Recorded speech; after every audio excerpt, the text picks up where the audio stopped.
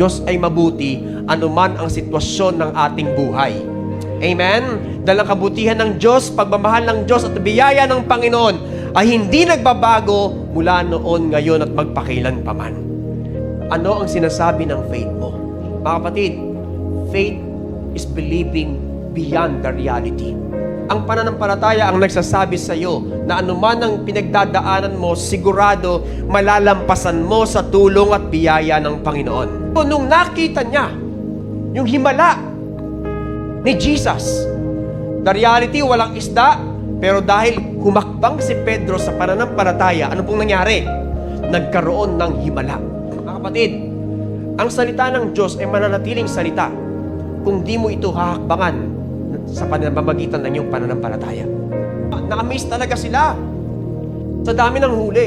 Mga kapatid, alam niyo po ba, nung nasumpungan ni Pedro ang kabutihan ng Diyos, wala siyang magawa kundi mag-repent at humingi ng tawad sa Diyos. In spite of our shortcomings, flaws, kasalanan, kakulangan, pero mga kapatid, mabuti pa rin ang Diyos sa buhay ng bawat isa.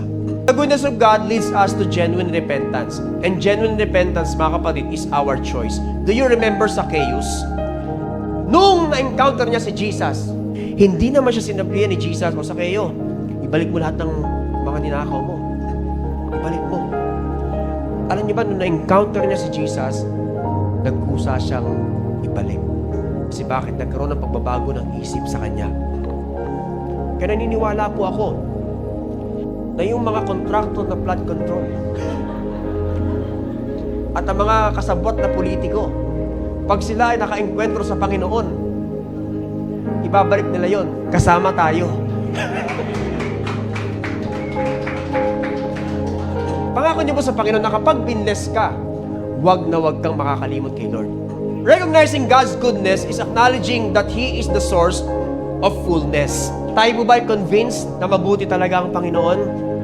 Imagine this, mula nung bata ka, hindi ka pinabayaan ni Lord. Siguro baka nadapa ka, pero yung katotohanan na buhay ka ngayon, ibig sabihin, iningatan ka ng Panginoon. What is our response to God's goodness in our life? Maglingkod tayo sa Panginoon, magbigay tayo sa gawain ng Panginoon. Huwag mong kakalimutan na mabuti ang Diyos sa'yo. Don't judge God's goodness based on seasons, because God is good in all seasons of your life. Whether good or bad, yung sitwasyon mo, nawalan ka ng mahal sa buhay, nalugi ang negosyo mo, nawalan ka ng pera, anumang sitwasyon ng buhay mo, tandaan natin, mabuti ang Panginoon. Amen. Thank you for watching this video, and I hope you are blessed with God's message. And we are encouraging everyone to support the ministry of Legacy Generation na makikita po ninyo sa screen ninyo ngayon. And always remember that in Christ you are blessed and highly favored, and don't forget that we are the generation that will leave a legacy. God bless you.